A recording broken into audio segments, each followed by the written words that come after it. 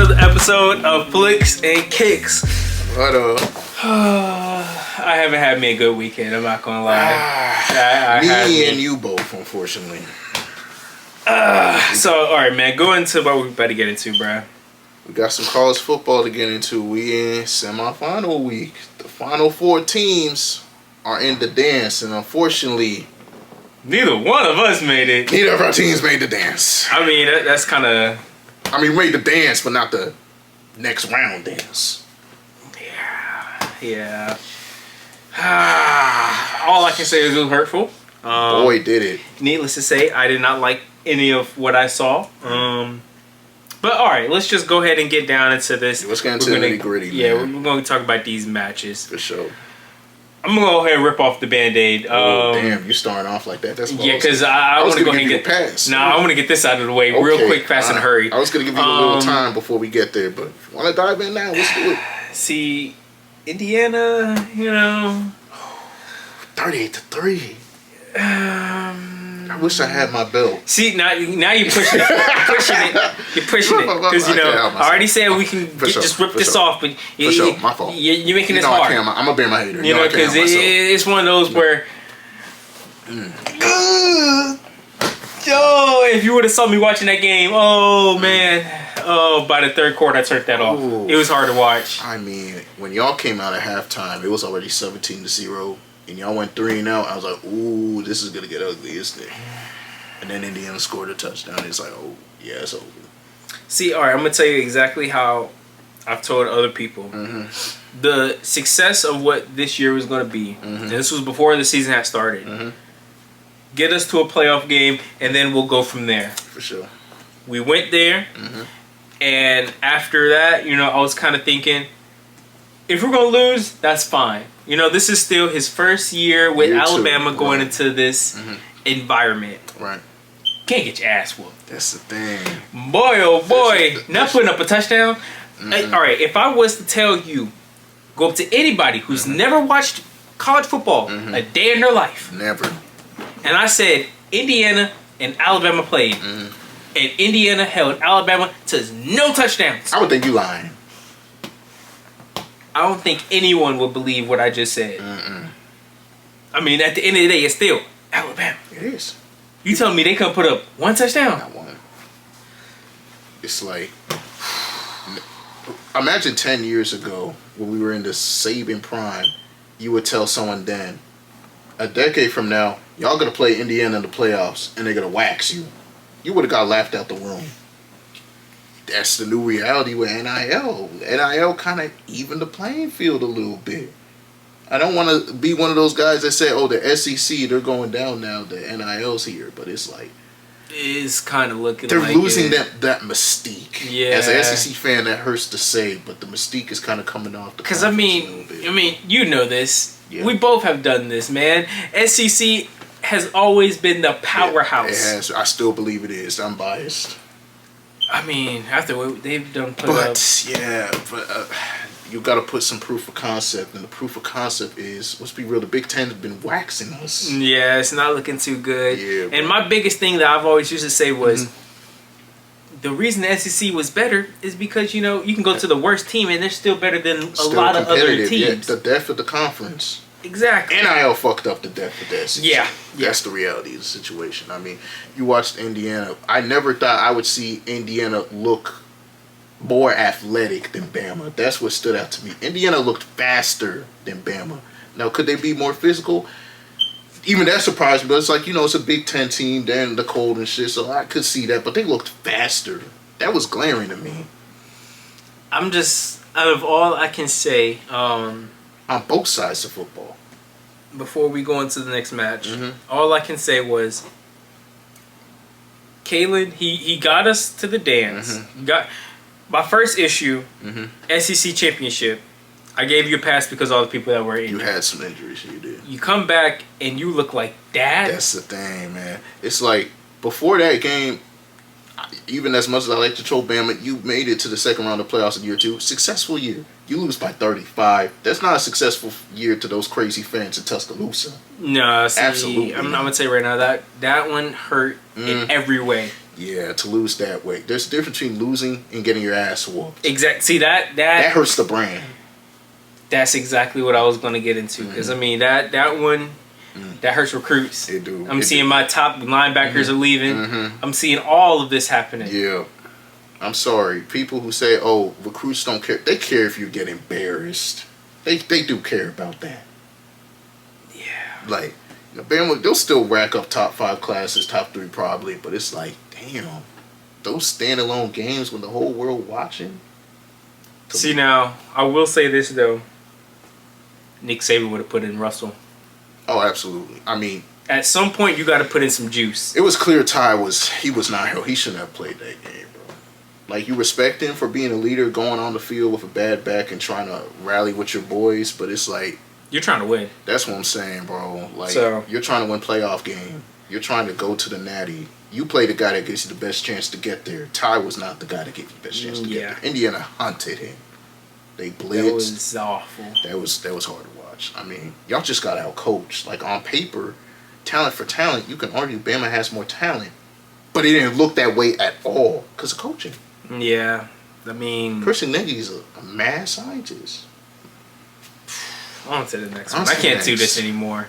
No, since you ripped your Band-Aid off, I guess we can wait till that. Ohio State. We'll go to Ohio State and Miami real quick, and I'm not gonna lie, I didn't have the balls to pick Miami to do it, but I did. Remember, I texted the group chat. I think Miami's gonna win this game. Everyone in the chat laughed. Miami won. You know why they won? Trench play.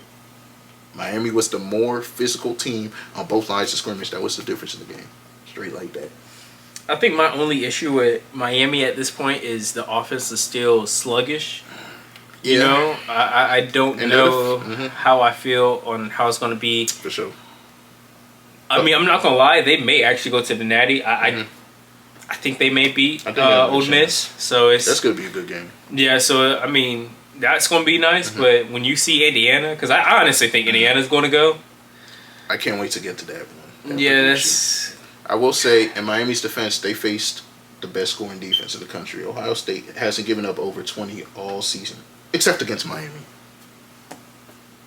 That's true. And with the way they can run block, like, that just opens up so. That's just such a comfort zone when you know you have boys up front that's going to move people straight like that. Like, you saw the way they were throwing Ohio State's linebackers out the club. Yeah. Like, they were treating them like bouncers, not letting people in. Like, they were just manhandling them. You know, all right. I just had to say this to all the Bama fans out there because this is something that also was aggravating when I saw this. Yeah. Can you believe all the coaches that are currently in the playoffs were once a coach at Alabama? Oh, yeah. Makes me want to choke. Oh, it just makes me so mad. Every team, everyone. Nick Saban disciples. Yeah. I just had to put that out there. I had a rant because the architect, Kirby, Dan. I mean, the list goes on and on. I forgot. Yeah, damn that one. And Carson Nagy. He's older. He even worked on. Yep. Every single coach. Everyone. But it's okay. Did DeBoer? I think DeBoer's the only coach. No, he's the only one that has not. Damn, the only one that has advanced. Ooh. But you know, it's all right. It's all right. It's all right. All right. I had to put that in. But go on. We're on to the next. Do we have to go on to the next game? Okay, fine. Ole Miss and Georgia. Where do I begin? At least it wasn't Alabama now taking an ass whooping. Let's be real. That was easily. Oh wait, we're skipping the game. We'll get to that one next. Okay, fine. You gotta rip your Band-Aid. Okay, fine. Let me just rip it off. I will say this. That was the best game. Damn, I'm really losing words. This was the best game of the playoff weekend by far. The most competitive. It was the most competitive game. Having said that, let's call a spade a spade. Ole Miss is not a bad team by any means. They went 12-1 in the SEC. But this was embarrassing. Let's keep it a buck. As a Georgia fan, this was fucking embarrassing. I'm not going to hold back on this. You lost to a team who half their coaching staff has one foot out the door and in Baton Rouge right now doing some transfer portal recruiting. And you not only did you lose, you got out-coached. You got out-coached by a coach that just got promoted and Pete Golden, who everyone didn't even know was that good of a coordinator. Now he's a head coach. So I'm not going to lie. I thought this would be competitive. The first game against Ole Miss was competitive, but I'm like, we're not losing to a team with half their coaching staff 1 foot out the door. Nope, we are.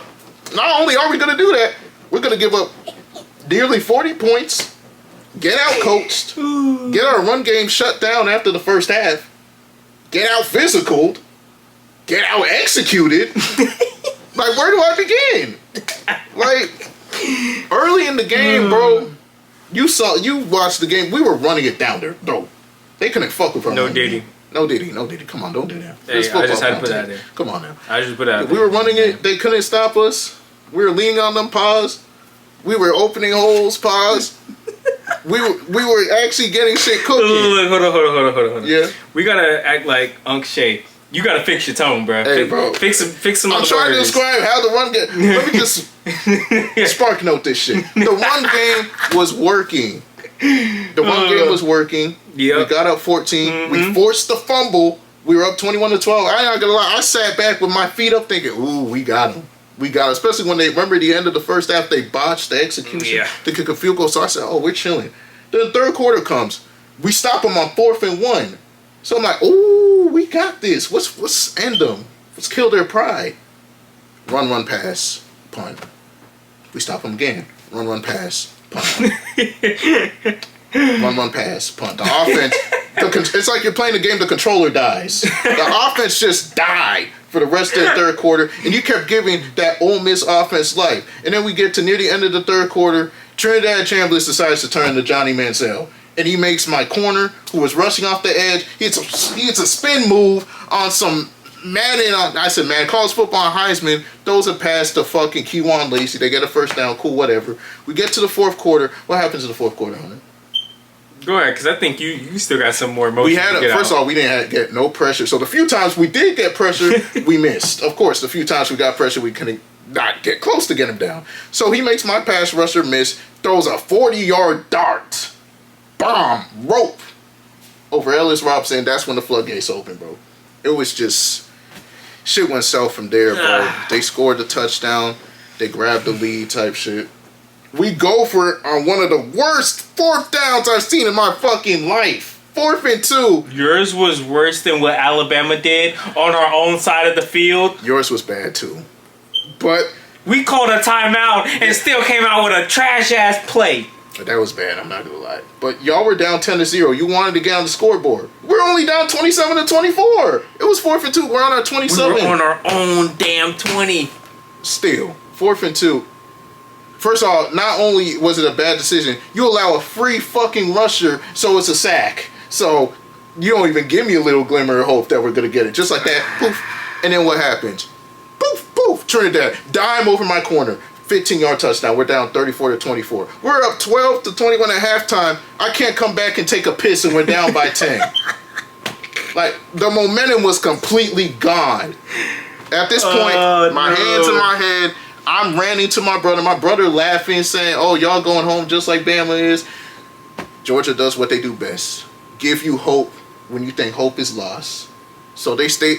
Bobo finally decides, oh shit, we're down 10. Let me actually call some shit on offense. So finally, Bobo schemes some shit. We call some downfield shots instead of fucking screens that are getting blown up every 5 seconds. We finally throw the ball down the field. We throw a dime. My boy Stockton threw a dime to Zachariah, 20-yard touchdown, slot fade, beautiful catch, beautiful. My defense finally gets a stop. This is notable because this is the last stop. We're going to get the rest of the game. But they got to stop. We're down 34-31. We boom, march down the field, fucking sail in the red zone, but we scored 34, a field goal, so it's tied at 34 all. Don't get me started on this one. I'm going to make this quick. Kirby, I love Kirby, called the worst 3rd down call of my life. 3rd and 5. You see, they're 3rd and 5. There's 30 seconds left. You just need to keep them out of the field goal range, right? You just need to keep them out of field goal range. So what do we call? You know I love playing man coverage in college football. But cover 0? In that moment when you gotta keep them, when they need 30 more yards to get in field goal range against my secondary that's struggling, you're gonna call cover 0. Ole Miss sees that. They call slot fade. My corner gets scorched. Scorched. Gives a 40-yard bomb. They get in field goal range. They end up kicking a field goal because my corner dropped a last-ditch pick You saw that. He broke on the ball. He dropped the bit. Is what it is. The kicker couldn't miss all fucking night. He made it from 55 yards early in the game. So, of course, he drills this 49 yards like it's nothing. We get it back. We throw the worst backyard pass ever. Fumble it. It's a touchback. So, instead of losing by 3, we lose by 5. That's all I have to say about this game. Ole Miss was the better team. We got out coached, and Kirby's 0-2 in the 12-team playoff era. Let's go to the next game. Dang. Next game. Oh man. This game's all right. Next game's quick too. Texas Tech, Oregon. Oregon just kicked Texas Tech's ass. Well, okay. Let's be honest. There's not much to say about that game. Well, okay. The only thing that needs to be said was Texas Tech finally met their match. They finally played in a non-cupcake conference. Well, okay. I'm gonna give Texas Tech their flowers because what they did this year needs to be reckoned on what they did. They went into the portal and it worked. They did some work in the portal. I'll give them that. Was something they that threw their money around. Exactly. They took this new era of what it is and succeeded. So I expect them next year to do similar things. They're already dropping bags in the portal as we speak. Exactly. Right now. So I'm gonna give them their flowers on what they did. For sure.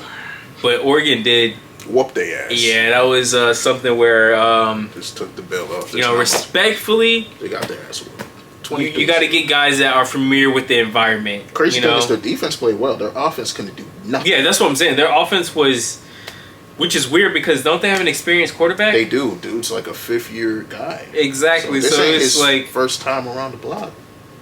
Well, I mean, this could be for this scenery, though. This is a big stage. One game, and you're going to the Natty. Lights were too bright. Exactly. So it's like, it's a lot. That is a lot. The playoffs exposes you, though, for real, though. Because not everyone built for those playoff lights. Exactly. I mean, it also does come down to coaching, too.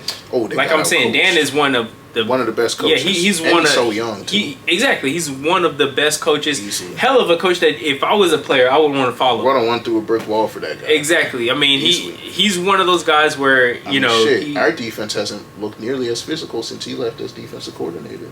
That's not a coincidence. Guys play hard for Dan. Yeah, because he's a good coach. That's not an understatement. Agreed. But like I said, Texas Tech, they really just met their match. They did. That's basically what it came down to. Mm-hmm. This was one of those where they almost pulled off a Cinderella.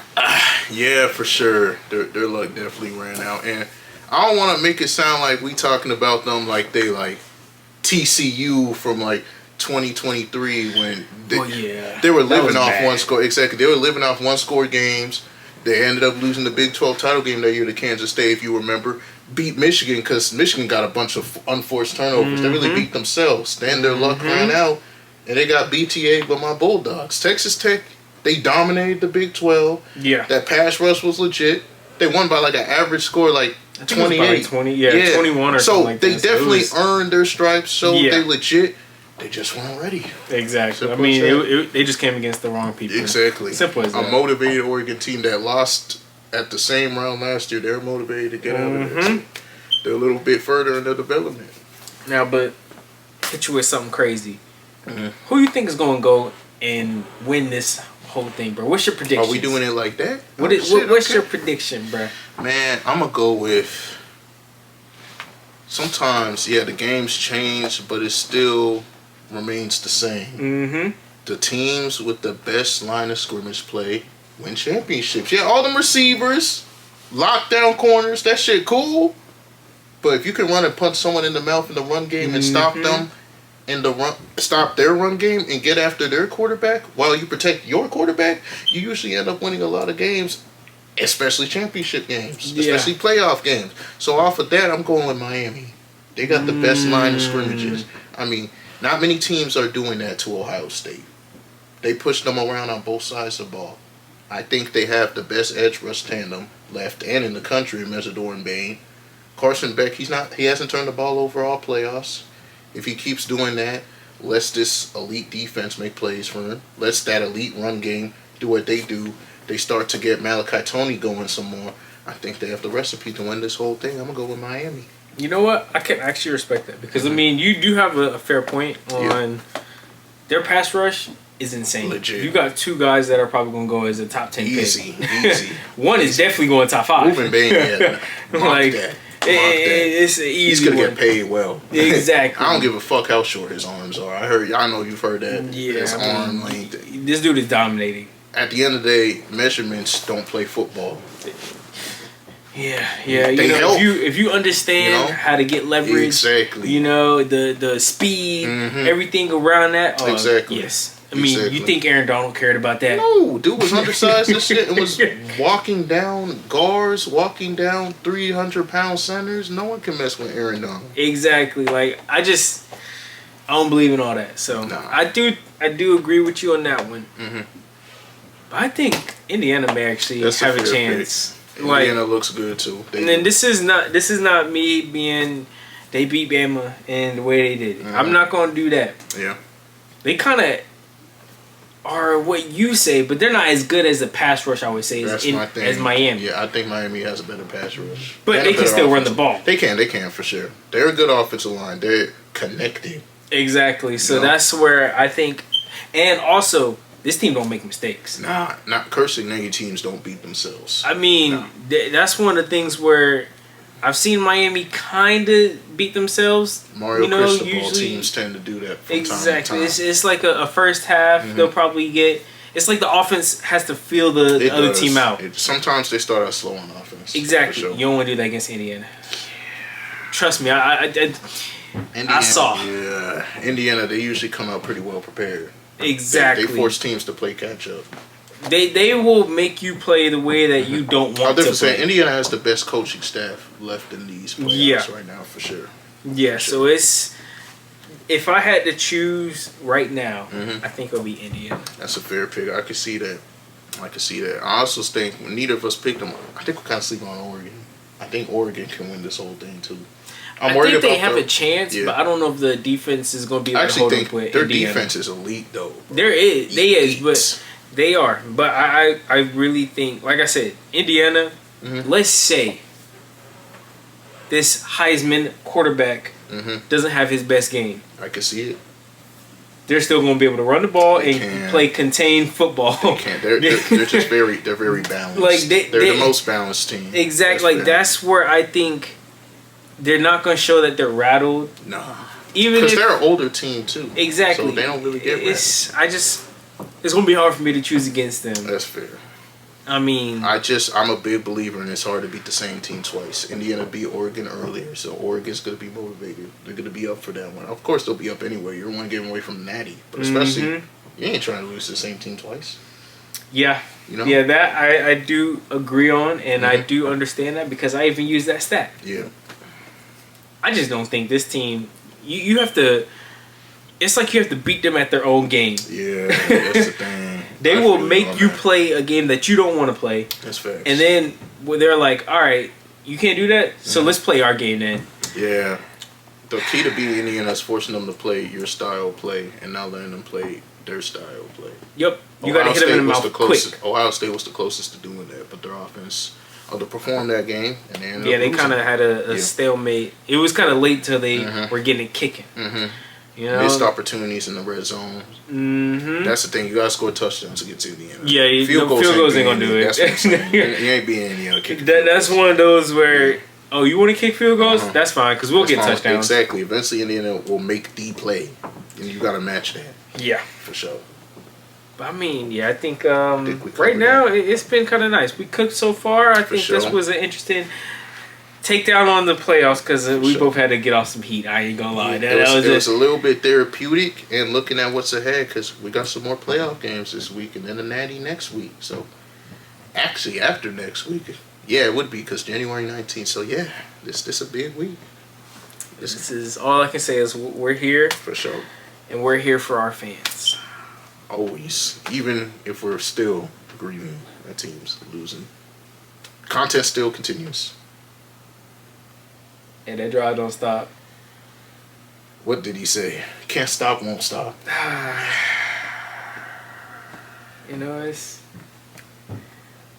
We gonna be out of here. What's that starting 5? 5 for sure. It's very simple. Subscribe. Exactly. You've click of a seen the button. whole video. You gotta hit that subscribe button. It's that simple, And what's bro. next on it? What we hitting next? I mean, it's right next simple. to it. If you actually watched it from the beginning to the end, I like what there's that like beautiful button. thumb, man. It sticks out too. I mean, And it's one click too. For free. That's simple. That was the other one, bro.